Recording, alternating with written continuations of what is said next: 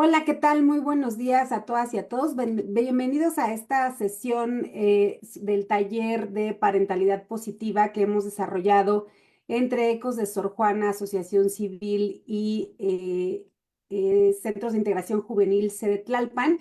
El día de hoy estamos de lujo. Muchas gracias a la ponente Soren García Scott, quien nos acompaña desde Ciudad de México, ¿correcto? Sí, Y bueno, voy a presentarla brevemente. Ella es maestra en terapia familiar sistémica por el Instituto Latinoamericano de Estudios de la Familia ILEF. Es especialista en violencia familiar.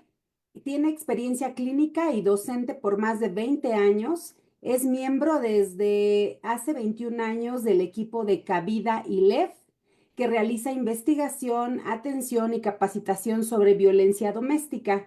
Ha coordinado varios grupos terapéuticos, entre ellos de hombres, mujeres, adolescentes y niños en situación de violencia familiar. Es docente en la maestría de terapia familiar y ha sido docente invitada en otras instituciones como la Universidad Iberoamericana, la Comisión de Derechos Humanos, el Tribunal de Justicia de la Ciudad de México, el Colegio de México y el Colegio Madrid, entre otras. Ella participó en la elaboración e implementación del curso Construyendo Puentes de Empatía en el marco del Seminario sobre Violencia y Paz, coordinada por el doctor Sergio Aguayo en el Colegio de México. Pertenece a Shimbal, equipo de terapeutas familiares que han brindado atención terapéutica a migrantes forzados por violencia y a periodistas en riesgo. Colaboró durante 4 años con la Oficina de Defensoría de los Derechos de la Infancia y con la UNICEF en distintos programas de capacitación, atención a víctimas y migración. Y bueno, pues el día de hoy vamos a hablar sobre las implicaciones que tienen las niñas, niños y adolescentes que viven en contextos de violencia familiar. Pues muchas gracias, bienvenida Soren, y el micrófono es tuyo. gracias. Bueno, pues buenos días a todos y todas. Es importante cuando hablamos de violencia, bueno, creo que hoy se sabe mucho más, ¿no? De todo el proceso de desarrollo y de cuánto el entorno donde esos niños, niñas y adolescentes crecen y se desarrollan es crucial para su bienestar emocional, para su desarrollo sano, ¿no? Y que creo que cosas que antes se normalizaban como situaciones de violencia quizá más sutil dentro de las familias, ¿no? Y se pensaba con esta mirada adultocéntrica, pues que los niños entre que no entendían o que un poco no se daban cuenta, o no, estas cosas no les afectaban. Bueno, hoy creo que se tiene mucha información a partir de estudios y también de manifestaciones de esto que hoy se conoce como trauma complejo, de cómo esa violencia constante y cotidiana puede afectar, ¿no? La personalidad, el bienestar emocional de los niños y niñas, adolescentes que crecen para ser adultos algún día y que en muchos casos reproducen esa violencia, pero en otros si no reproducen la violencia, tienen muchas carencias o muchas limitaciones en su capacidad para vincularse con otras personas, ¿no? Eh, yo siempre hablo de un testimonio que me quedó muy claro, ¿no? Porque es como o sea, como entendido desde quien está trabajando su propia violencia y su condición de haber sido un niño maltratado, ¿no? Y era de un hombre joven que venía al grupo terapéutico de hombres del ILEF, que es de Cabida, donde trabajamos hace más de veintitantos años con personas que han vivido y viven y reproducen la violencia. Y él decía, un poco a partir de su propia reflexión, porque él se daba cuenta que ejercía violencia con su hija y quería parar la violencia, pero pues evidentemente venía de una historia de mucha violencia también él, ¿no? Entonces decía, es que es muy complicado cuando uno crece en un entorno en donde las personas que te quieren y te cuidan a la vez son las personas que te agreden. Y entonces se convierte en algo que viene junto, ¿no? El amor y la violencia. Y es difícil poder desmenuzar y un poco así es como uno, o sea, es cuando hablamos de esto del modelaje, ¿no? De cómo aprendemos a vincularnos cuando en nuestro entorno más cercano y más íntimo sucede esto, ¿no? También es el entorno pues más amenazante o más peligroso o que nos pone en una condición de vulnerabilidad. Entonces, creo que es desde ahí que es tan complejo y tan delicado hablar de este tema, ¿no? Eh, a ver, quiero hacer una distinción entre lo que viven, o sea, las niñas y los niños y después el proceso complejo de la adolescencia, ¿no? Pero que ya tiene otras particularidades por el momento de desarrollo en el que están, por todo el proceso de cambios que están sucediendo y cómo se vuelve también más complejo porque empiezan a reproducir quizá la violencia en un entorno en donde también los riesgos son otros, ¿no? Pero algo que creo que es muy importante entender es lo que va pasando en esto, ¿no? En el desarrollo de las personas que crecen en un entorno violento. Este, Porque hablamos muchas veces cuando hablamos de trauma, uno piensa que estamos hablando de algo, ¿no? De un impacto traumático, de algo que pasó y nos dejó marcados, o por lo fuerte del impacto, por lo que generó emocionalmente en nosotros, ¿no? Porque tiene efectos en nuestro cuerpo y en nuestra mente de estrés, de tensión, de miedo, ¿no? De una reacción de alerta, de supervivencia. Pero muchas veces, y cuando hablamos del trauma complejo, que es lo que sucede cuando nos toca crecer en un entorno de violencia, es que vivimos como en este constante estado de alerta, ¿no? Los niños, las niñas y los adolescentes que viven en estos espacios familiares en los que hay violencia, están permanentemente temerosos, ¿no? Temerosos de que cualquier cosa detone una explosión, de algo que ellos puedan hacer o no hacer genere que ellos sean violentados, o a veces no necesariamente ellos o ellas directamente, sino otra persona en el entorno familiar.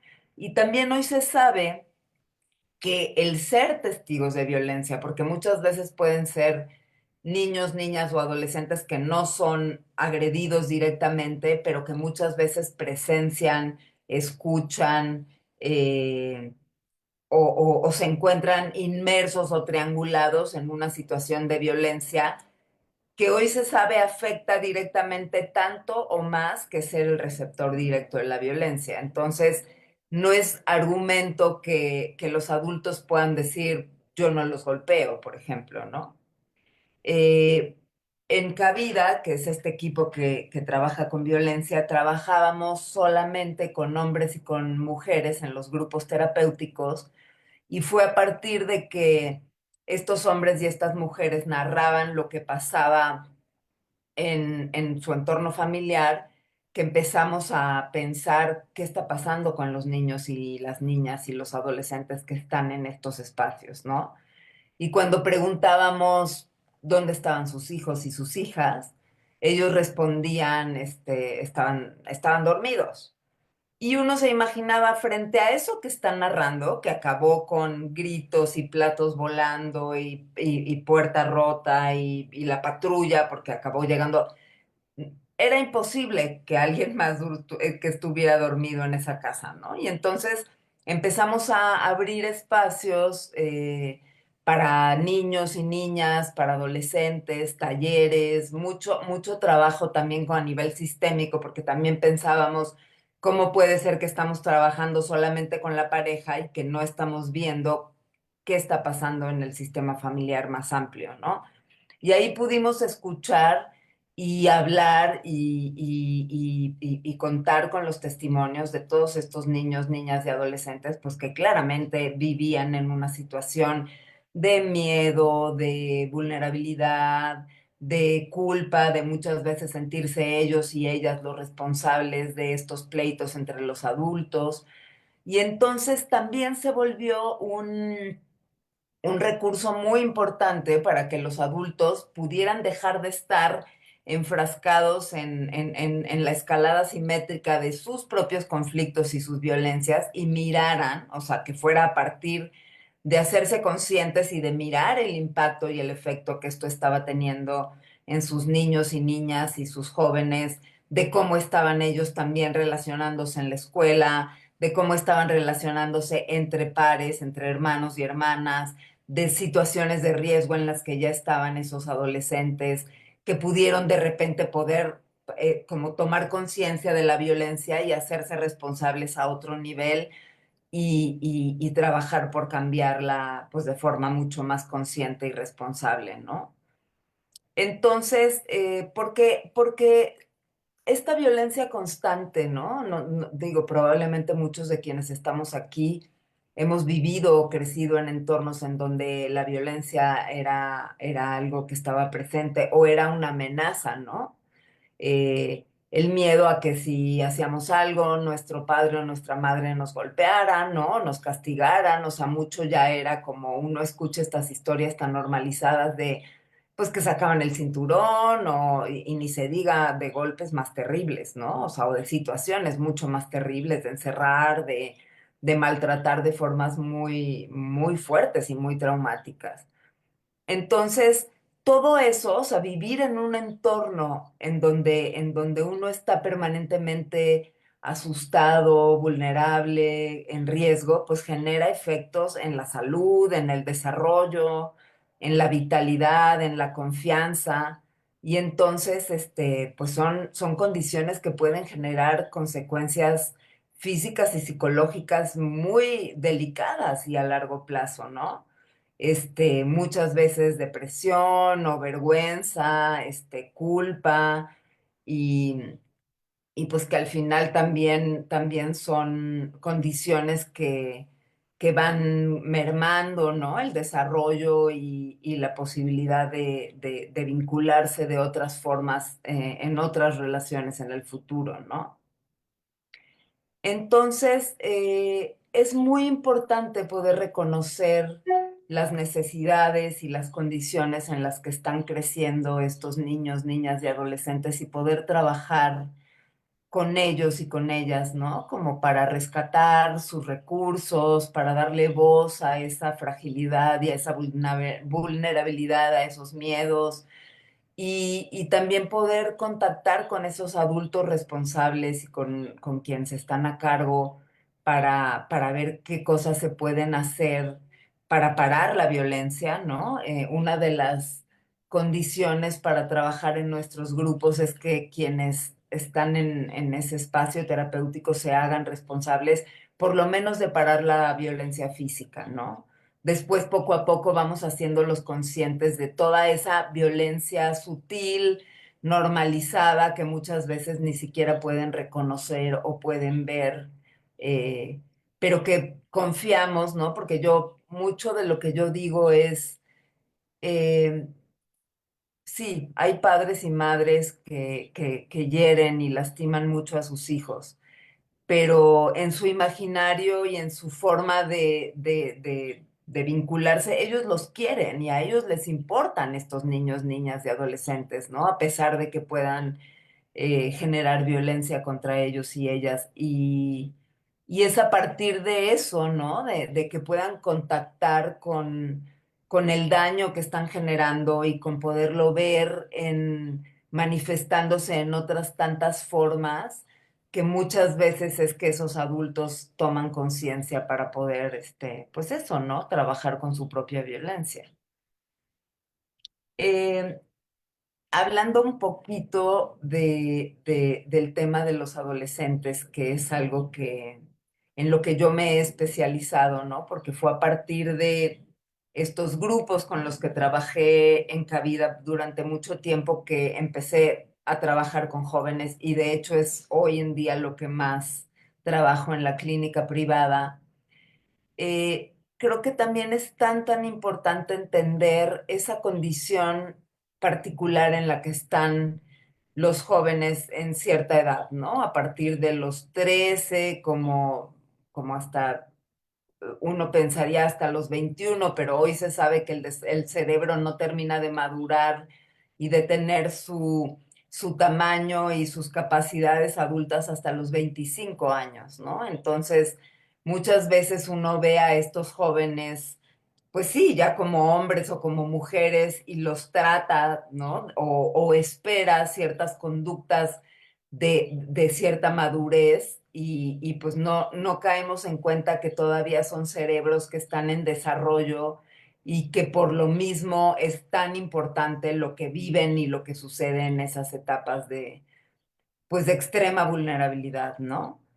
Porque lo que sucede en estas edades, además de todo el proceso, pues eso, de la madurez sexual, de un encuentro con situaciones que les son nuevas, que les son diferentes, ¿no? De vivirse a ellos mismos como seres cambiantes, ¿no? Porque el cuerpo cambia, porque las emociones cambian, porque los intereses y las necesidades cambian, porque los adultos dejan de ser la referencia más cercana o más inmediata pues eso, de admiración o de resonancia, como para buscar en el afuera esa resonancia o esa mirada o esa validación. Entonces, pues hay condiciones muy particulares sucediendo, ¿no? Que muchas veces los padres y las madres pues tampoco acompañan de la mejor manera, pues porque evidentemente no es fácil, porque además hoy los jóvenes están muy enfrascados en el mundo digital probablemente, porque no es fácil conectar, porque muchas veces lo que ellos menos quieren es abrirse o, o- o compartir con esos adultos que en otras ocasiones además pues también los violentan, los invalidan, los confrontan, pues difícilmente recurrirán a ese espacio si requieren algo o si están en riesgo, ¿no? Entonces, es tan importante reconocer y ser conscientes que los jóvenes, bueno, en este caso los niños y niñas que en su proceso a convertirse en adolescentes han vivido en entornos violentos, pues están en un riesgo mayor, ¿no? Que si bien también atraviesan por un periodo de estrés y de emociones muy tormentosas, pues cuando el espacio familiar no es un espacio de refugio o un espacio amable, pues esto se vuelve mucho más complejo y detona en ellos pues condiciones no solo de riesgo, sino de reproducción de estas relaciones violentas en otros espacios, ¿no? Quizá con los pares, quizá la violencia en el noviazgo, que es un tema pues muy frecuente y que es difícil detectar cuando uno ha crecido en estos espacios por lo mismo, porque la violencia tiende pues a normalizarse y a no reconocerse, ¿no? Y también a conductas que puedan irrumpir en el orden social, ¿no? A delinquir, a consumir sustancias o cualquier otro comportamiento que los pueda dañar a ellos o a otras personas. Eh, Hasta aquí quiero saber si vamos bien, si hay algo que quieran preguntar. Todo bien, puedes continuar, Ok, gracias. ok. Es una etapa en donde la influencia de los pares es crucial, ¿no? Y entonces eso, si bien puede ser algo que aporta mucho y que les da una sensación de libertad, pues también implica el riesgo de pensar con qué personas se vinculan y desde dónde, ¿no? Y que pueden también incrementar, pues eso, la posibilidad de agresión o de violencia en los entornos de estos jóvenes eh, y de estas jóvenes, ¿no? Sabemos también que los adolescentes y las adolescentes pasan por un proceso de emocional, un proceso sí como de mucho estrés emocional, ¿no? Se manifiestan irritables, enojados y enojadas, ¿no? Con muchos conflictos interpersonales. Y entonces, pues sí, eso es en general un proceso adolescente, pero imagínense una vez más, pues cómo es cuando ese proceso se vive en un espacio que nos resulta amenazante, que nos invalida, que nos agrede, ¿no? O que no es un espacio seguro para explorar o conversar sobre nuestras inquietudes y nuestros procesos interpersonales, ¿no?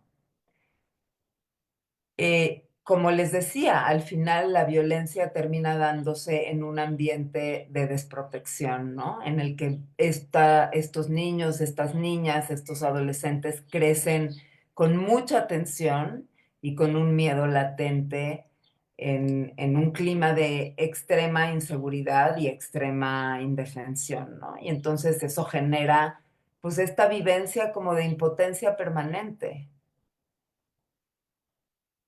De por sí, pues eso, todo el proceso de desarrollo y de generar una crianza, ¿no? Positiva, un desarrollo emocional y físico saludable. Bueno, no me gusta la palabra saludable, pero bueno, eso, ¿no? Como nutricio para nuestros niños, niñas y adolescentes es un reto enorme en estos tiempos, como para imaginar lo que es en un espacio adverso, como en un espacio en el que la violencia esté presente en el día a día, ¿no?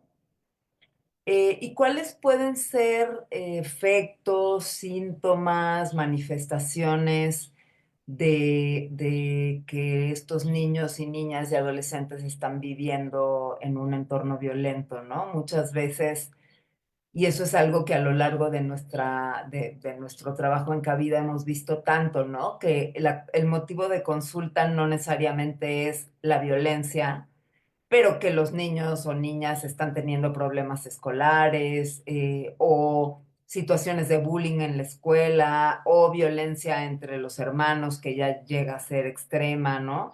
Y entonces nos consultan y lo que terminamos viendo es que claramente hay un contexto y una situación mayor que implica a toda la familia en donde hay violencia familiar.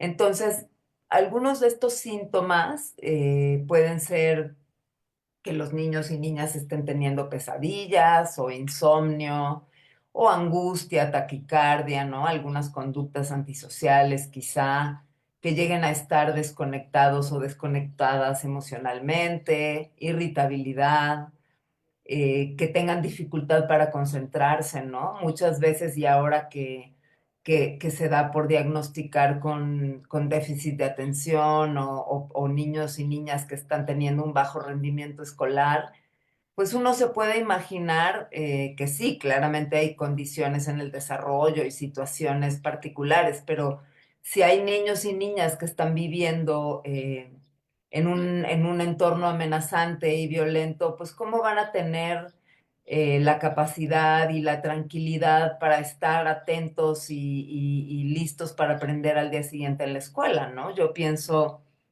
en este caso que les narro, por ejemplo, de esa noche en donde hubo un pleito que acabó hasta las 1:00 de la madrugada y que acabó llegando la patrulla, este, pues al día siguiente esos niños y esas niñas pues se levantan para ir a la escuela desvelados, angustiados, pasaron toda la noche escuchando los gritos con miedo, en fin, importante evaluar cuál es la situación familiar antes de solamente dar un diagnóstico, por ejemplo, ¿no? Como les digo, son niños y niñas que viven en alerta permanente o que pueden tener ellos y ellas arranques de enojo o de ira o de baja tolerancia a la frustración, como mucha reactividad emocional quizá, que puedan tener trastornos de la identidad, ansiedad crónica, desconfianza y miedo hacia otras personas, como les dije, trastornos de aprendizaje, retraso incluso en el crecimiento y en el desarrollo, desesperanza o que puedan manifestar conductas de autodestrucción, autolesiones, autocastigo. Entonces, como vemos, pues sí, hay muchas maneras en las que la violencia se puede manifestar, ¿no? En la conducta de los niños, niñas y adolescentes que la viven. y pues que es importante también poder estar alertas, ¿no? Como otros adultos que acompañamos, como maestros, como terapeutas, como familiares, a poder detectar estas señales de que sean niños o niñas que están en un entorno de riesgo, ¿no? Y un poco también parte de lo que de alguna manera este hombre en el grupo decía de otra forma es que cuando uno crece en un espacio en donde cuando el enojo no se puede manejar es aceptable o es costumbre que haya insultos, gritos, golpes o se golpeen cosas, objetos, lo que se transmite es que la violencia es un comportamiento aceptable dentro de las relaciones, ¿no? O sea, no estamos dándole a esos niños, a esas niñas y a esos adolescentes recursos para que ellos puedan lidiar con sus propias emociones, ¿no? Emociones como el enojo, la ira, la frustración. Si somos quienes frente a ellos reaccionamos de esa forma, pues entonces ellos eso es lo que aprenden, ¿no? Ellos y ellas aprenden esto. Hay un video que está en YouTube que creo que en inglés se llama Children See, Children Do, ¿no? Que es como los niños ven y los niños hacen, eh, que los invito a que lo vean porque es así, ¿no? O sea, un papá que va manejando en la calle y de repente alguien se le cierra y empieza a pegar de gritos y después vemos al niño en una situación parecida también pegando de gritos y la mujer que tira la basura en la calle y entonces el niño al rato pues hace lo mismo, ¿no? O sea, al final tiene que ver con eso, con que también el que nosotros y nosotras como adultos responsables no trabajemos en la violencia y en nuestras emociones y en poder darles otra salida y hablar del enojo, de la frustración, del dolor, de la ira, que son emociones que todos y todas experimentamos. eh, si no empezamos a encontrar otras maneras para trabajar y para expresar y para vincularnos desde otro lugar, pues nuestros niños, nuestras niñas y nuestros adolescentes seguirán aprendiendo de esas maneras de relacionarlas, ¿no? Y entonces muchas veces terminan reproduciendo esas conductas en sus vínculos, ya sea como agresores o muchas veces como receptores de la violencia, ¿no? Y bueno, antes de pasar a las preguntas, ahora quiero hablar un poquito del proceso de las niñas y los niños, hablando de el desarrollo del cerebro, ¿no? Cuando el cerebro está en ese proceso de desarrollo que es más maleable y más sensible, pues todas las experiencias no son determinantes, ¿no? Todo lo que estos niños y niñas viven, pues va a ser formativo. Entonces, el impacto y el daño que la violencia puede generar, pues es un daño a largo plazo, ¿no? Y los efectos son profundos, son duraderos y de vuelta son generados por estas situaciones traumáticas como ser testigo o receptor de violencia. Entonces, y no minimizar que esto que les digo, ¿no? Que el vivir con miedo afecta a todas las áreas del cerebro y a sus funciones, ¿no? Y se empiezan a perder capacidades básicas del desarrollo de los niños y por eso es que a veces son niños que no pueden tomar decisiones, ¿no? Que incluso pueden perder la capacidad de sentir hambre porque hay como una anestesia emocional que genera este estar en permanente estado de alerta, ¿no? Y entonces muchas veces, como les decía, pues desarrollan una forma impulsiva, agresiva e incluso poco compasiva para enfrentar la realidad, ¿no?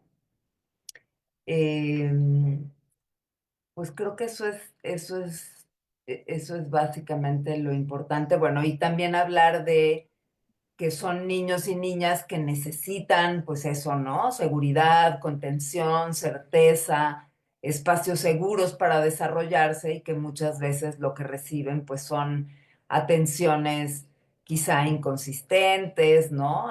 Abusivas, negligentes o incluso violentas, y pues que eso finalmente afecta a su desarrollo físico y emocional, ¿no?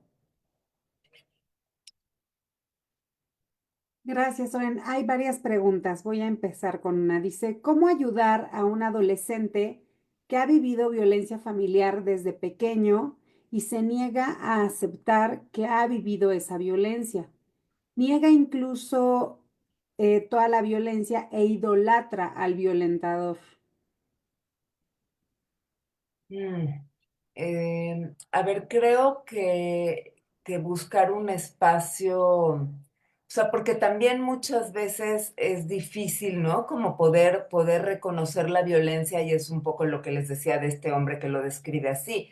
Yo no sé si es que uno idolatra al violentador, pero muchas veces ha sido nuestro único vínculo seguro a la par de la persona que también nos agrede. Entonces, empujarlo a que lo reconozca o a que lo denuncie o a que se ponga en su contra también muchas veces lo pone en un riesgo mayor porque está traicionando a un vínculo esencial, ¿no? Entonces, creo que la forma no es presionar y forzar a que reconozca esa violencia o incluso a que denuncie o a que confronte, porque eso también hemos visto en toda mi experiencia trabajando con la Oficina de Defensoría de los Derechos de la Infancia, muchas veces veíamos que si bien es importante nombrar la violencia y denunciar, el proceso legal era un proceso muy intenso porque entonces tenían que denunciar al agresor, a quien a la vez pues también es una persona por quien tienen un afecto, un amor, y a veces tocar estos vínculos en donde son, eh, tienen las visitas supervisadas en los centros de convivencia y eso lo reportan como algo muy doloroso y muy difícil, o esta sensación de vivirse triangulados entre el conflicto parental, ¿no? Y entonces muchas veces es por aliarse con uno o con otro y eso a los chicos y las chicas los desgarra, ¿no? Porque también sienten afecto por ambos padres. Entonces es muy complejo. Yo recomendaría buscar espacios en los que puedan escuchar a otros jóvenes, ¿no? Que puedan escuchar esos testimonios y a lo mejor es más a partir de esa resonancia que pueden conectar desde el poder ser empáticos, ¿no? Desde el poder reconocer no, pues esto sí me dañó o esto sí lo resiento, ¿no? Como poder hacer una separación de, si bien resiento esto y esto me lastimó, pues también rescato esta otra parte, ¿no? Porque no todo en una persona es solo su violencia y esa es la parte que me gusta de esta analogía que hace este hombre, ¿no? Que es como ir desmenuzando y casi pudiendo separar lo que resentimos, lo que reconocemos como algo que nos daña y aquello con lo que nos podemos quedar, ¿no? Y a lo mejor son pequeñas cosas o atisbos de conexión o de mirada o de reconocimiento que también recibimos de esa persona, ¿no? Bien, dice, ¿qué sucede con aquella mayoría de casos que no son atendidos y no se recibe ayuda profesional? ¿Qué tan probable es que revivan el mismo patrón de violencia normalizando la situación que anteriormente vivieron? Pues lamentablemente es algo que vemos todo el tiempo, ¿no? Que la violencia es algo que se transmite transgeneracionalmente y que al final pues sí se reproduce, ¿no? Quien vivió violencia muchas veces acaba ejerciendo violencia contra sus hijos y sus hijas, y esos hijos e hijas entre ellos o con sus mascotas, ¿no? Es como, es una cadena que se replica y que es importante por eso parar. Y que no es nada fácil, porque una vez más, a ver, quienes somos padres y madres sabemos que es una labor titánica y que muchas veces nos lleva a espacios de mucha vulnerabilidad, ¿no? De paciencia extrema o de tocar espacios en los que perdemos la paciencia muy fácilmente o que nos confronta con situaciones que nos mueven mucho a nivel personal, ¿no? Criar y acompañar adolescentes es una de las labores más complejas que hay. Pero si no hacemos un trabajo personal consciente, pues lo que surge, casi que por impulso y porque es lo que tenemos como referencia, pues es esa manera de relacionarnos, ¿no? Y a veces no es la violencia física, pero son los insultos o las descalificaciones. Sí, las mistificaciones. O sea, hay muchas maneras de reproducir esa violencia si no trabajamos. Por eso es que es tan importante, pues sí, hacernos responsables y reconocerla, ¿no? Dejar de normalizar y minimizar situaciones que sí tienen un impacto fuerte en el desarrollo de los hijos y las hijas. Sí, antes de hacerte otra pregunta, recordarle a la audiencia y sobre todo a quien está preguntando, porque hay otras preguntas relacionadas de que no tienen acceso a terapia psicológica o a recibir ayuda, pues como les comentábamos, Cabida es una opción y que es en línea. Entonces recuerden que estamos mandando un mail con información de Cabida, pero también vamos a escribir hoy sin falta los datos de Cabida porque hacen sesiones grupales y en línea. Entonces, a costos muy accesibles y que ustedes pueden de alguna forma negociar. Entonces, bueno, ese y los DIF municipales y la vez pasada dictamos una serie de asociaciones civiles que ayudan, que ahorita le pido a mi equipo que las ponga, todas estas asociaciones civiles que platicamos la vez pasada con Cabida. Y bueno, También está en el ILEF, hay una clínica, ¿no? De atención a la comunidad en donde también por bajos costos se atienden familias, individuos, parejas que requieran este trabajo y esta atención, ¿no? Terapéutica. claro, igual que los centros de integración juvenil, que ya sabemos que hay más de 200 en todo el país. Y bueno, dice, mi mamá vivió mucha violencia. Se la quité a mi papá hace años. Ahora falleció mi papá, pero mi mamá sigue con miedo. ¿Qué puedo hacer? ¿Cómo puedo ayudarla? Terapia. Mm.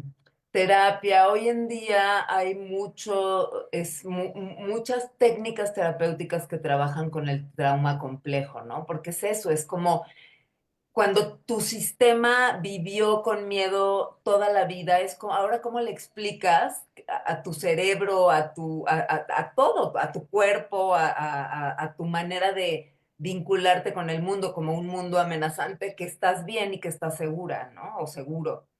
Hay que trabajar como a muchos niveles, no es nada más a nivel discurso, narrativa, terapia de conversación, ¿no? Hoy por suerte se han desarrollado muchas técnicas de trabajo con el trauma, porque el trauma tiene impactos a nivel corporal también, o sea, uno no se, la digestión, por ejemplo, ¿no?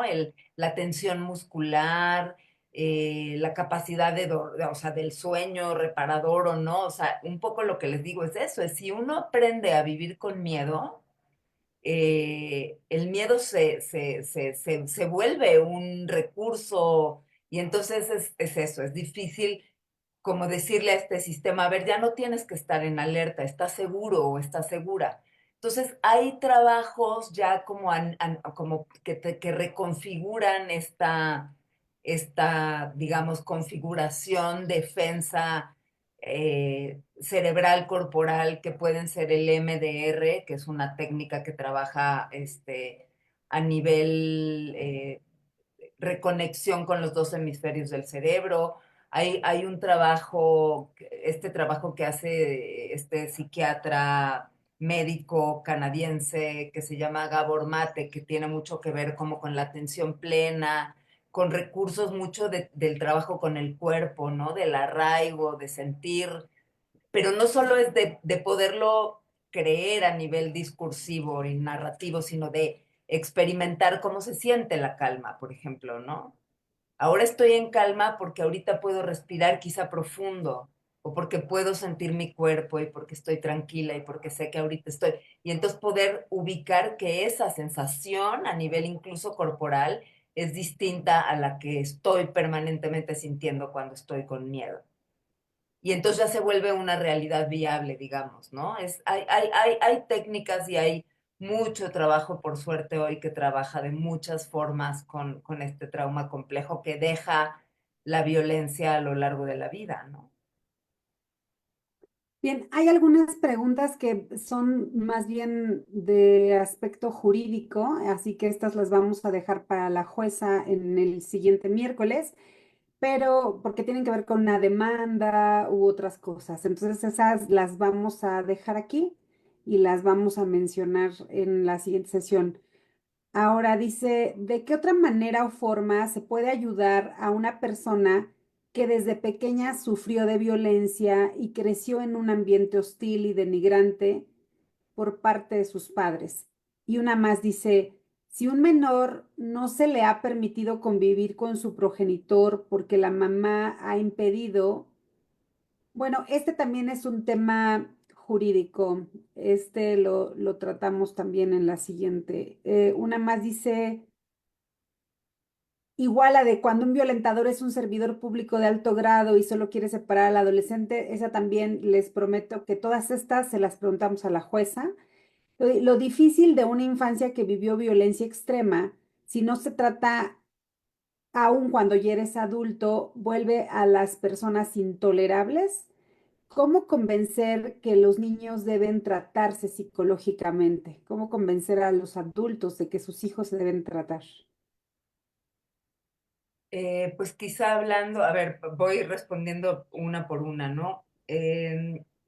Yo confío, porque lo he visto, que es posible, y es que no estoy buscando una palabra, pero eh, vivir mejor, digamos, porque no es que uno sane del todo, pero sí, como integrar, atender y poder elegir vivir de otra manera con la violencia que hemos sufrido, ¿no? Siempre va a haber ahí alguna huella, la herida queda, digamos, ¿no? Pero sí creo que es a partir también de tomar otras decisiones, de vincularnos con personas que nos miren diferente, que nos traten diferente. Para muchas mujeres, me incluyo, la maternidad se vuelve un camino de oportunidad para maternar de una manera diferente, ¿no? Y hacernos cargo y responsables de no reproducir la violencia. Y hay algo interno que también se puede sanar en ese proceso. Eh, y pues sí, espacios, ¿no? Espacios terapéuticos, espacios de resonancia con personas que han vivido lo mismo, que lamentablemente son muchísimas. eh, y porque muchas veces también entender y ver lo que otras personas logran y lo que hacen y cómo lo procesan y cómo lo integran también de alguna forma es reparador para uno mismo, ¿no? Eso es lo que yo les aconsejaría, pero sí les diría, no sé, o sea, no se resignen, es importante atenderlo, llorarlo, eh, sacarlo, compartir, ¿no? Eso, narrarlo, compartirlo con personas que nos pueden mirar amorosamente, y que nos pueden ayudar un poco a eso, a cuidar, a aceptar y a proteger a esa persona que se sintió, pues eso, lastimada, agredida, violentada, ¿no? Creo mucho en ello porque por lo mismo, llevo 20 años trabajando en eso y es algo que si bien es difícil y es doloroso y a veces también me desgasta, también me resulta muy esperanzador, ¿no? Y hay una pregunta que dice, ¿cómo ayudar a un niño que sufre bullying, pero no lo dice, solo manifiesta enojo? Pues también un espacio terapéutico. Es brutal y creo que eso también se tiende a minimizar y a normalizar, ¿no? Es como cuando la gente dice, ay, es normal, así son los niños, ¿no? O los hermanos se pelean, es normal. Sí, a ver, claramente también esos niños y niñas están aprendiendo a relacionarse y por supuesto que hay espacios que pueden ser hostiles, pero la violencia es violencia y el bullying muchas veces tiene daños irreparables, ¿no? Entonces creo que es importantísimo no minimizarlo. Yo he visto niños y niñas que han vivido situaciones que a veces ni siquiera son de violencia extrema, que también los hay, pero que los dejan muy frágiles, porque para los niños y las niñas y los jóvenes ser aceptados, ser queridos, tener amigos, ser validados, reconocidos, es vital. Entonces, estar viviendo cualquier maltrato en el ámbito escolar puede ser muy, muy, muy doloroso, ¿no? Entonces, a lo mejor no lo va a decir por lo que sea, porque se siente amenazado, porque le da vergüenza, pero creo que es importante a partir de ese enojo poder abrir la conversación, ¿no? Y protegerlo. O sea, imagínense un niño o niña que no siente que sus adultos, no sé, yo estoy pensando, mi hijo adolescente en algún momento sufría bullying en la escuela, ¿no? Y lo discriminaban un poco no era un bullying terrible, pero lo estaba afectando y yo no lo veía bien. Y en algún momento le dije, no te veo bien, ¿qué está pasando? ¿No? Y entonces ya, en fin, nos dijo que no le estaba pasando bien y yo en ese momento le dije, cambio de escuela inmediatamente, vamos a buscar otro espacio. Y entonces él me decía, es que yo no te dije nada porque pensé que no me ibas a cambiar de escuela. Y yo decía, cómo se le pudo haber ocurrido que lo principal para mí no iba a ser protegerlo, ¿no?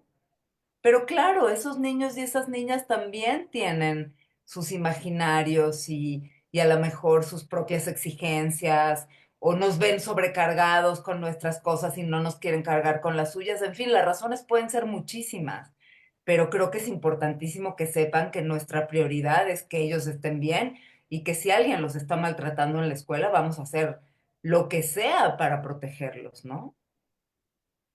Le vamos a ceder el uso de la voz a la doctora, pero Soren, solamente porque las preguntas van muy enfocadas a eso, yo te pediría que antes de cerrar, a mamás y a papás que están haciendo preguntas de cómo ayudar, que quizás pudieras darles cinco, no consejos, sino, o sí, cinco acciones que deben de llevar a cabo con sus hijas e hijos para apoyarles, como esta que acabas de decir, o sea, tan básica que yo no hubiera pensado en cambiar a mi hija de una escuela por el bullying, y creo que sería lo más sano, o sea, ahora que te escucho, sería lo más sano, o sea, ¿por qué mantenerle en un lugar en donde no vamos a lograr quizás que los demás cambien con esa actitud hacia tu hija o tu hijo, ¿no? Entonces, pues A la ver, muerte. y no estoy diciendo que el cambio de escuela sea siempre la solución, a lo mejor, y también lo creo en ciertas condiciones para esos niños, esos niñas o esos jóvenes, enfrentar la situación los puede dar muchos recursos. Había otros indicadores de que ese no era el espacio adecuado para él, pero también creo que muchas veces los padres y las madres hay cosas que no ven, por ejemplo, ¿no? Me ha pasado mucho. Yo trabajo mucho con jóvenes y entonces eso me implica muchas veces tener entrevistas con los padres, ¿no? Y de repente eso, o porque yo fui en esa escuela toda la vida, o porque es la escuela de excelencia que le va a abrir las puertas al futuro, y no se dan cuenta que sus hijos y sus hijas son profundamente infelices. Y muchas veces sí, sí tiene que ver con el entorno escolar. El otro día, por ejemplo, viene un joven a mi consulta triste, triste, triste, triste, triste, que en su paso de la primaria a la secundaria perdió todos los amigos que tenía, pues porque no es un chico que juegue deportes, ni que le guste la rudeza, ni que se lleve así como pesado con los compañeros. Él es un chico como muy sensible, que le gusta dibujar, se lleva más con las chicas, y entonces como que lo han ido discriminando y el chico está totalmente excluido. Y los papás como que no han visto que su hijo está tan triste, que ya no tiene amigos, y en algún momento cuando yo les pregunté, bueno, ¿por qué se imaginan que eso está pasando, no? ¿No será que a lo mejor, porque también lo he visto suceder, que de repente a lo mejor este chico en un entorno donde hay una escuela más artística o en donde hay más grande, porque es un grupo de 20 y entonces, pues, no sé, como ciertas condiciones donde a veces creo que claro, pues uno tiene también su creencia, su educación, sus prioridades y dejamos de ver y también nuestras ocupaciones, nuestras preocupaciones y entonces pues muchas veces no vemos o que están pasando cosas, ¿no? Y claramente los niños, las niñas y los adolescentes, pues cada vez están más lejos, están o enfrascados mucho en las pantallas o tampoco ya somos el referente o el espacio de conversación, ¿no? Entonces, yo les diría, bueno, estén atentos a eso, a cualquier cambio de comportamiento, a cualquier cosa que puedan ver en el estado emocional de sus hijos, ¿no? Procuren conversaciones, ¿no? Estos consultantes también me decían, que cuando se suben al coche se enchufan los audífonos, cada quien, bueno, el chavo los audífonos, la mamá, y entonces ni siquiera cuando van en el coche platican, no platican. Entonces también yo decía, no, pues no es opción, o sea, aunque sea cuando uno se sienta a comer o cuando se sube al coche, ok, si no quieren platicar podemos ir en silencio, pero que por lo menos haya la posibilidad de que si algo, hasta hablar del tráfico, yo qué sé, ¿no? Pero interactuar un poquito. Sí. Adelante, doctora. Muchísimas gracias. Gracias, Oren, por estar con nosotros. Gracias, licenciada Regina. Agradecerles esta presencia y preguntarte, este acompañamiento del que mencionabas, que alguna vez se daba en el ILEP en cuanto a la Defensoría del Menor, ¿todavía se sigue realizando por parte del ILEP? ¿Todavía hay esta unidad que da este acompañamiento? No, esto era sobre todo con la ODI, con la Oficina de Defensoría de los Derechos de la Infancia, ¿no? Que hacen procesos de acompañamiento, sobre todo en casos de abuso sexual. Pero bueno, yo tengo muchas referencias, de repente también si necesitaran pues datos de terapeutas que hacen o que preparan a los niños para los procesos legales, ¿no? Un poco anticipando y ayudándoles a entender por lo que van a atravesar y preparando también emocionalmente a los chicos y a las chicas y a las familias, ¿no? Como que ahí también hay un espacio muy rico de personas muy sensibles, ¿no? A las infancias Ok. y que hacen acompañamientos. No se dan abasto muchas veces, pero bueno, es otra de las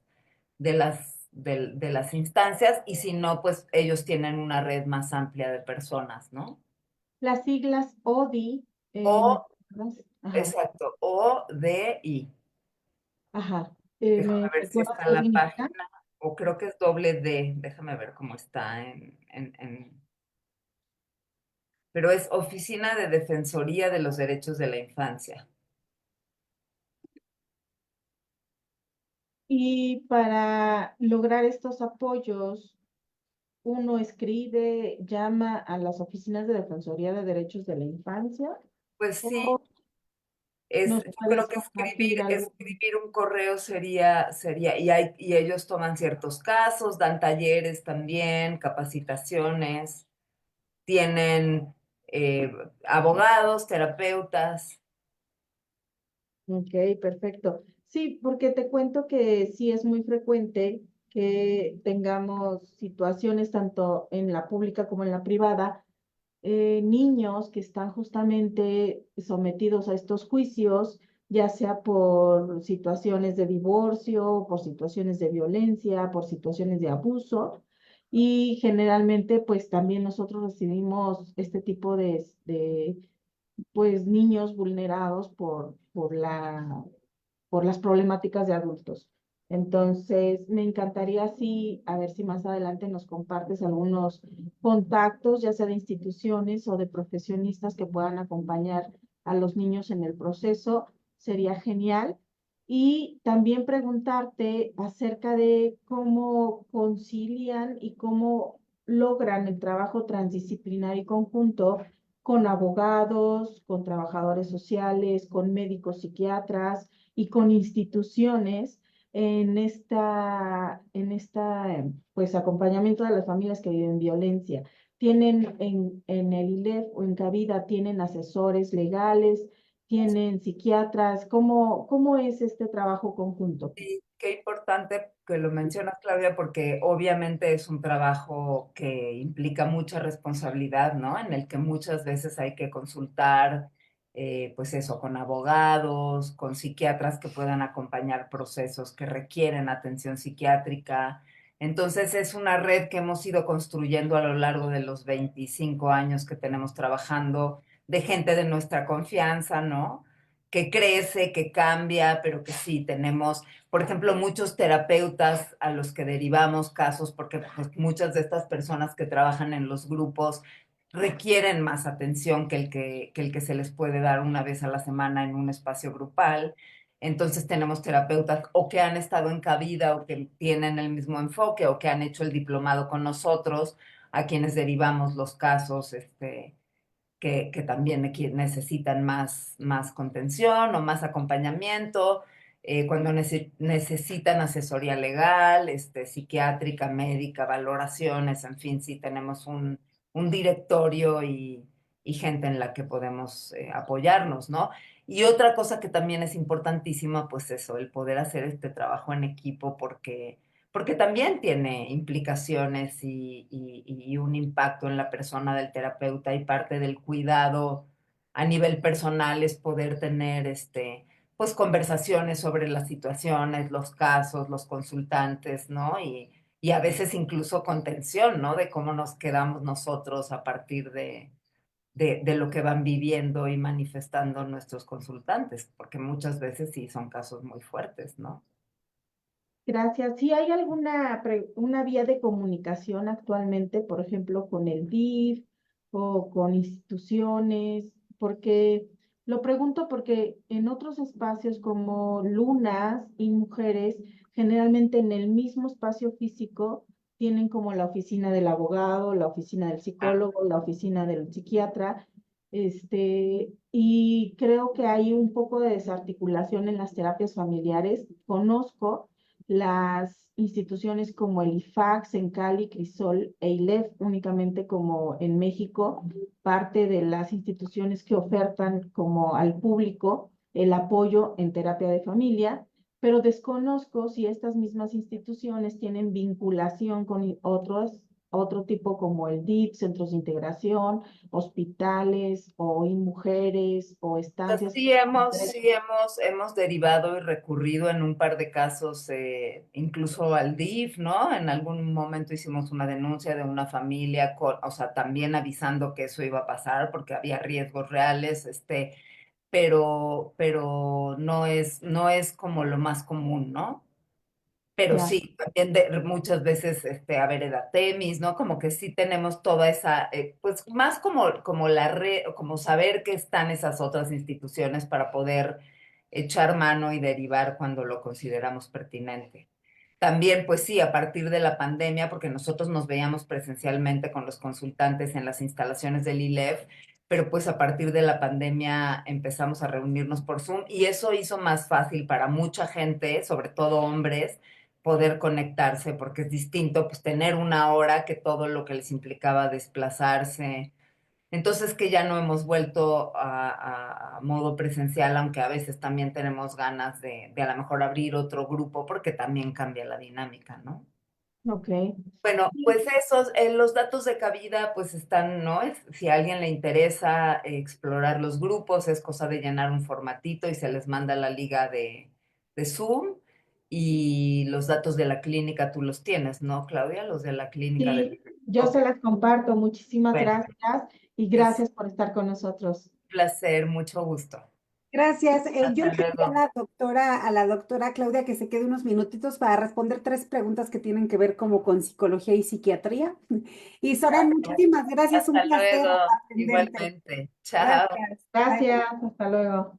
Gracias. Bueno, doctora, pues hay una pregunta que han insistido mucho sobre cómo ayudar a una niña de 7 años que toma actitudes de salir de casa sin medir consecuencias y una más que dice cómo ayudar a un niño que violenta y mata a animalitos, pero que él no vive violencia en casa y que se les hace como raro porque mata animalitos o los lastima. Ok, bueno, acordémonos entonces que hay abordajes tanto de psicología, humanistas, sistémicos y de medicina, medicina general y psiquiatría. Ahorita la opinión que yo voy a emitir va a ser obviamente enfocada en mi expertise. Mi área de expertise es la paidopsiquiatría. Y existe en la paidopsiquiatría, cuando estudiamos el neurodesarrollo de niños y adolescentes, existe una tríada que es muy frecuente que nosotros preguntemos acerca del neurodesarrollo normal o anormal de los individuos. Y dentro de estas situaciones, los niños cuando están en crecimiento, algunos llegan a tener conductas como de morder y pegar desde el kinder, y estas son conductas que deben de ser observables a lo largo del tiempo, porque es probable, por los estudios que ya se han hecho y se tienen, es probable que los niños que muerden y pegan a nivel de preescolar en kinder, 3, 5 años, puedan llegar a tener otras conductas más adelante a nivel primaria, como maltratar animales, jugar con fuego o presentar alguna sintomatología como enuresis. La enuresis es una falta de control de esfínteres. Y estas tres sintomatologías que dicen de maltratar animalitos, jugar con fuego y presentar enuresis están frecuentemente asociadas epidemiológicamente con conductas relacionadas también con TDAH. Entonces, la mayoría de los niños que ya tienen problemas de conducta, donde los maestros y los papás las han podido observar a lo largo de sus 3 a 6 años o 3 a 10 años que tenga el niño, deben de ser vigiladas, observadas y informadas a sus médicos pediatras, a sus médicos de cabecera, porque probablemente haya una situación de neurodesarrollo que tenga que ser descartada y de observar. Entonces, mi sugerencia para el nene que está haciendo estas situaciones, ya sea de jugar con fuego o hacerle daño a los animalitos, tú que eres mamá y que estás escuchando, acércate a tu médico de cabecera, a tu médico general, y dile, bueno, me preocupa esta conducta, y ya el médico te sabrá asesorar. Si la conducta es aislada, no hay por qué preocuparse, pero si la conducta se asocia a otras conductas, como por ejemplo bajo rendimiento escolar, que lo buleen o que sea buleador, o problemas de lenguaje, problemas de aprendizaje, entonces su médico de cabecera, que puede ser un médico general, tendrá la habilidad de derivarlo con el pediatra, o el pediatra derivarlo con el paidopsiquiatra. Ya hemos hablado de los niveles de atención, que hay primer nivel, segundo y tercer nivel, y conforme más se avanza en los niveles hay mayor especialización, y entonces se va a detectar si hay alguna situación. La primera pregunta, ¿me recuerdas, Regi, qué decía? Sí, de una niña que tiene 7 años y que toma actitudes de salir de casa, se va y no mide las consecuencias. Ella vive con papá, pero el papá no acepta ayuda psicológica. Ok, bueno, pues ahí los que están alrededor de esta pequeña de 7 años, si hay mamá, ojalá la mamá pudiese acercarse. Si el papá no está queriendo, pero está la tía, a lo mejor es la tía que dice, ay, yo veo que mi sobrina se sale mucho, tiene 7 años y no hay vigilancia, entonces acercarse al hermano y decirle, oye hermano, yo creo que esto que está haciendo es peligroso, te sugiero que solicitemos apoyo. Y entonces, acuérdense que una sola conducta aislada no genera enfermedad, pero si juntas esa impulsividad, ya le trae consecuencias, y que ya trae una serie de sintomatología a la par, probablemente requiera una valoración. Entonces, ser impulsivo, pues la mayoría de los niños pueden tener impulsividad, pero justo saber el grado y las consecuencias depende de si la llamada de esta atención o de estas conductas en la escuela está generando problemas o no. Otra, si anímicamente esta nena manifiesta otras situaciones como insomnio, ansiedad, morderse las uñas, irritabilidad, o problemas en la comunicación, de que no quiera estar con el papá, no quiera estar con la familia. ¿Por qué se sale esta nena? ¿En qué circunstancias se sale esta nena? ¿Está haciendo falta la supervisión de los adultos alrededor, o la impulsividad de la niña la lleva a ponerse en riesgo? Si es la impulsividad de la niña, se le llama conducta temeraria, y si es la falta de supervisión de los adultos, pues es una negligencia en la crianza. Entonces, dependiendo cuál es el contexto y la situación de estos eventos en los que ha sucedido, los adultos alrededor que estén preocupados por esta nena, pues tendrán que hacer como un consenso, una conversación, como dijo Soren. Tenemos que conversar con los abuelos, con los tíos, con los hermanos, con los adultos alrededor que están cuidando a esta nena, de si están de acuerdo todos en que requiere una mayor supervisión o requiere una atención psicológica o requiere que se comunique estas conductas a su médico de cabecera, y tenemos que recabar información, información de la escuela, información de la familia, y con todo eso ya podemos valorar si requiere o no una atención médica o psicológica. Gracias, doctora. Una última, dice, es una mamá que dice, ¿cómo puedo manejar episodios de ira con mis niños en un entorno que como mamá ahora me encuentro reconstruyendo un vínculo eh, consecuencia de una violencia vicaria? Entiendo que quizás los acaba de recuperar, pero no sabe cómo manejar episodios de ira con ellos. Fíjate, mami, que nos escribes, hay psicólogos que se dedican a trabajar el vínculo madres e hijos, ya sea porque son adoptivos, ya sea porque sufrieron una separación, ya sea porque hay circunstancias de la vida que los alejaron. Entonces, se trabaja el vínculo en psicoterapia, y dependiendo de la edad, se puede trabajar con terapia de arte, terapia de juego o con psicoterapia a la madre y al hijo. Dependiendo de la edad y de donde tú te encuentres, puedes acercarte a tu centro de salud o a tu psicólogo de confianza y preguntarle si él es especialista y puede dar ese tipo de psicoterapia. Y hay un marco de terapias que se llama terapia sistémica, y entonces dentro de las terapias sistémicas son los especialistas adecuados para trabajar los vínculos. También los psicoanalistas, hay psicoanalistas de niños y hay psicoanalistas que pueden trabajar algo que se llama psicoanálisis relacional. Entonces, son este tipo de cortes y de estudios que ustedes pueden acercarse y preguntar o buscar, googlear quién trabajará con el vínculo y quién podrá ayudarme en este tipo de situaciones, porque sí, obviamente hay un periodo de adaptación que serían 3 meses. Cualquier individuo, niño o adulto que tiene una situación fuera de lo habitual traumática, entonces hay 3 meses como para adaptarnos a ver si podemos, un cambio de escuela, por ejemplo. Entonces me cambiaron de escuela, pues en 3 meses ya tendría que adaptarme. Si pasan de 3 meses y llevo un año, no me adapto y me siento mal, tengo insomnio, estoy irritable, hay berrinches o hay situaciones como la enuresis o regresiones, entonces son datos que dicen, no, pues esto no se ha adaptado y ya requiere una atención psicológica o médica. Entonces hay que ver la temporalidad y hay que ver las conductas y hay que ver qué lo ocasionó. Bien, para todas las personas que están preguntando a dónde acudir, lo hemos dicho en otras sesiones, pero vamos por ahí. A ver, CIJ, Centro de Integración Juvenil, en donde está la doctora Claudia Tejeda, ella está en sede Tlalpan.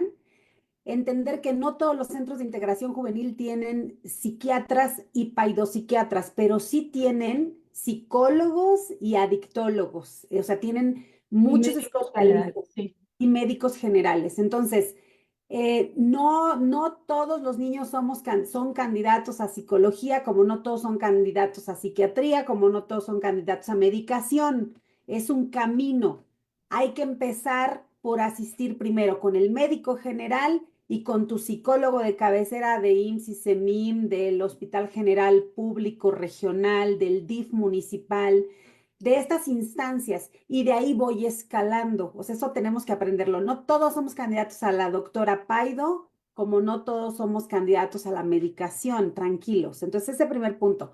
La verdad es que hay que meternos a Google y poner CIJ, Centros de Integración Juvenil, y ahí te va a mandar a los 200 centros de integración juvenil del país. Hay que poner a trabajar a nuestras autoridades, y con la pena, si no trabajan, nos quejamos, pero hay que ir a los DIF municipales, a las Procuradurías de Protección de Niñas, Niños y Adolescentes, a pedir nuestra cita, a sacar nuestra ficha. Es un trámite que tenemos que hacer en los servicios de salud y la salud mental es parte de la salud integral, así que hay que ir a sacar nuestra ficha. Si no me lo atienden, si esto siempre hay canales de queja, pero hay que hacerlo, o sea, les podemos dar una gama de posibilidades de acudir, pero sí hay que hacer nuestro trabajo de hacer trabajar a los demás y de tocar la puerta y de formarnos temprano y de sacar nuestra ficha. Ahora, ahorita mis compañeros están escribiendo en el grupo el SOS, que son psicólogos en línea que trabajan de 8 de la mañana a 7 de la noche del DIF Estado de México. Muy buenas las psicólogas, los psicólogos. Ustedes pueden llamar y recibir una asesoría telefónica y pueden llamar todas las veces que quieran y que necesiten. Llamamos 3, CIJ, DIF, SOS. La Ahora, línea de la vida. la línea de la vida. Además, les dijimos que busquen Cabida o ILEF y que ellos tienen sesiones grupales divididos hombres con mujeres y que están por abrir otros nuevos grupos y que son a bajo costo o pueden negociar incluso el precio y son en línea. Los Ahora, UNAM y los UNEM escapa.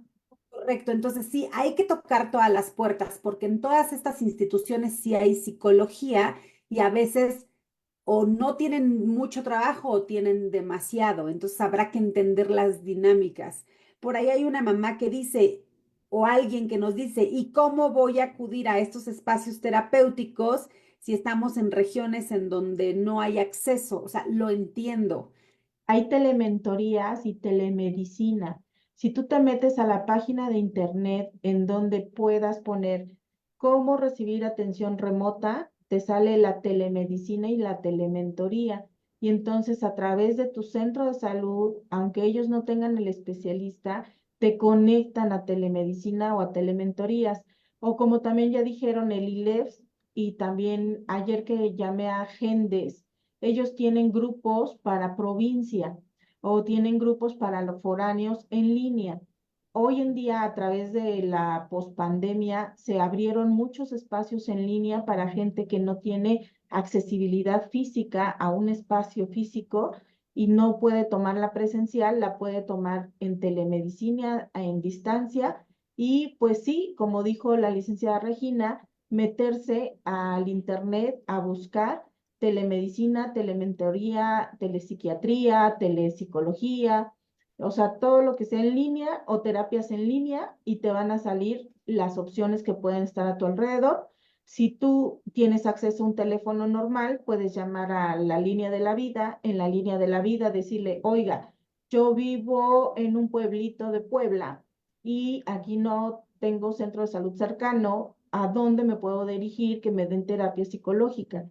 Y entonces vía telefónica, el de la línea de la vida va a ubicar tu zona y te va a decir lo más cercano que te queda es la capital o lo más cercano es Ciudad de México o lo más cercano a ti es tal o hay esta opción en línea.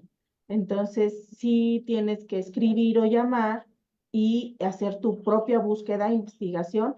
Sí, sí tenemos que dar ese paso y va a haber opciones y se van a encontrar opciones. Ahora, recuerden que estas actividades que estamos haciendo y que vamos a seguir desarrollando, Centros de Integración Juvenil Sede Tlalpan y Ecos de Sor Juana, es gratuita y que la intención que tiene es justo informarles, resolver dudas y acercarles este tipo de servicios pues a través de la información.